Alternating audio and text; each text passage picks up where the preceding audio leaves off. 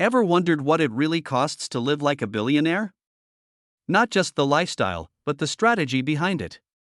Donald Trump's Mar-a-Lago isn't simply a luxurious mansion, it's a carefully engineered financial asset. Purchased for just $5 million in 1985, its estimated value today sits at around $350 million. That's a staggering increase of more than 4,000%.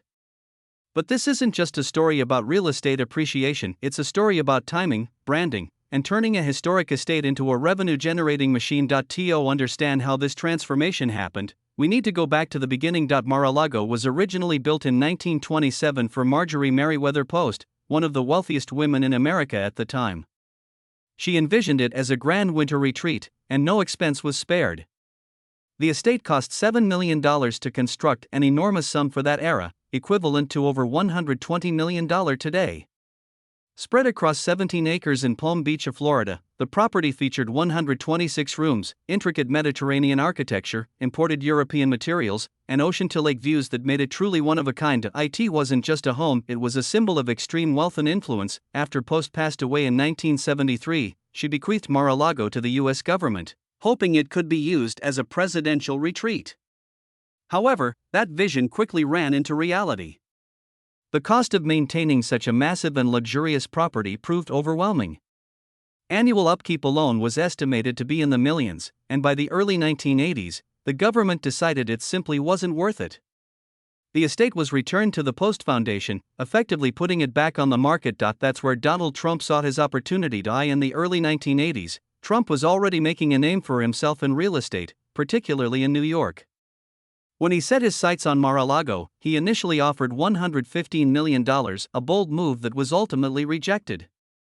But instead of walking away, he shifted tactics. He reportedly purchased land between Mar-a-Lago and the ocean, limiting the estate's future value and leverage. This strategic pressure worked. In 1985, Trump acquired Mar-a-Lago for just $5 million, plus an additional $3 million for its furnishings and antiques. For a property of that scale and history, it was an extraordinary deal, one that would later be viewed as a masterstroke in real estate negotiation. At first, Mar-a-Lago served as a private residence. But maintaining such a property came with enormous costs: staff, restoration, utilities, and preservation all added up quickly. Rather than treating it purely as a personal expense, Trump began to rethink its potential. What if the estate could generate its own income? That idea led to a pivotal decision. In 1994, Trump converted Mar-a-Lago into a private, members-only club. It was a controversial move at the time, but it fundamentally changed the economics of the property. Instead of being a financial burden, Mar-a-Lago became a business. Membership was exclusive and expensive. The initiation fee alone eventually reached $200,000, with annual dues adding tens of thousands more. But the appeal wasn't just access, it was status. Members weren't just joining a club, they were buying into a brand associated with wealth, influence, and proximity to power. The club quickly became a hub for high-profile events, luxury weddings, charity galas, corporate gatherings, and seasonal parties.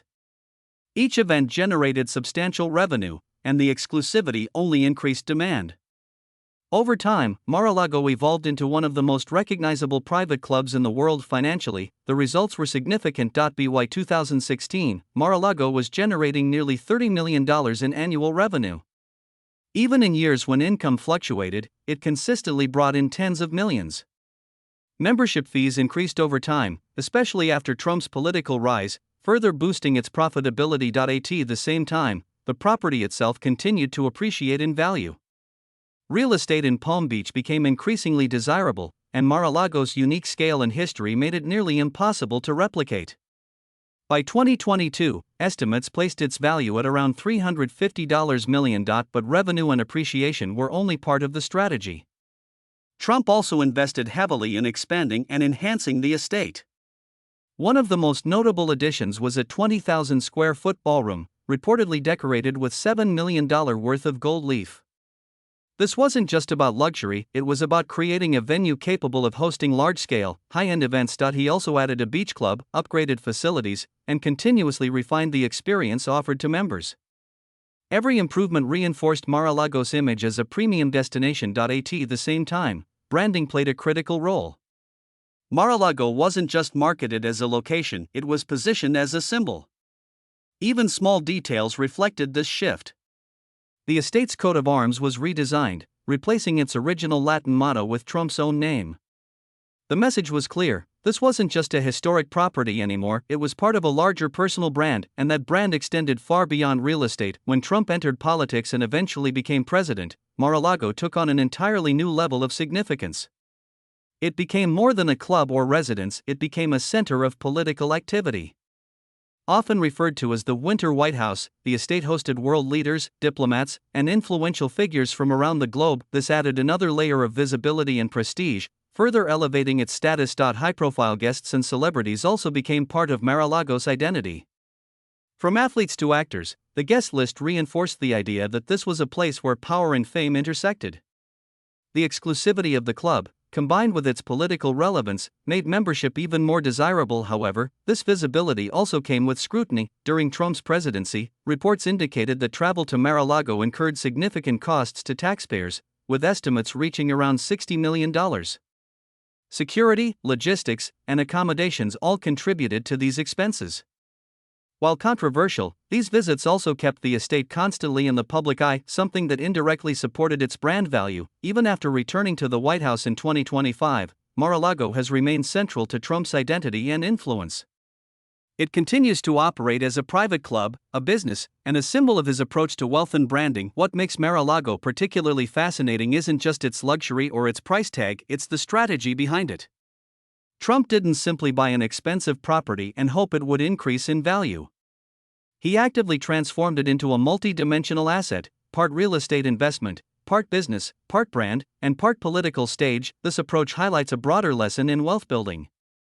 High-value assets aren't always just about ownership, they're about utilization.